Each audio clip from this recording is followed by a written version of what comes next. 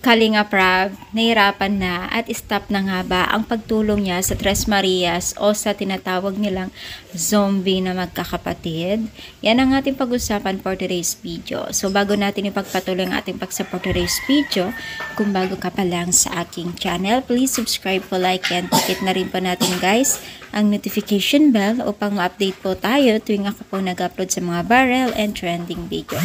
So alam niyo ba guys na itong latest update po ng ating Kalingap ay talagang marami po ang hindi po talaga kaaya-ayang mga komento patungkol sa Tres Marias o sa zombie na di umang magkakapatid.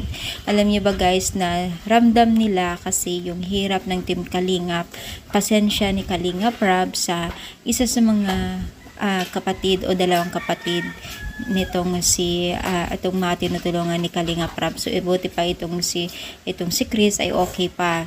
Pero syempre talagang hindi talaga nila napilit na pakain, mapaligo.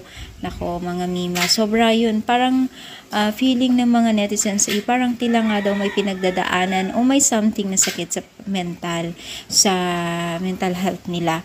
Pero syempre no, wala pa naman tayo, malay mo talagang inborn na silang ganito. Pero paano nga raw kung mag-aaral pa sila o kung parating na kanilang pasukan, ganito ba sila daw sa school nila?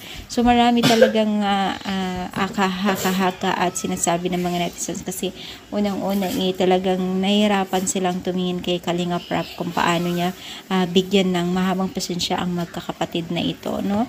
That's life talaga. Kung tutulong tayo ay tutulong talaga tayo. Medyo mahirap pero kailangan. At kita natin yung sakripisyo nila Kalinga Prab dito, di ba? So, ano masasabi ninyo? Tuloy pa rin po ba? I-comment down, pa-like po ang ating video. Thank you and God bless all guys.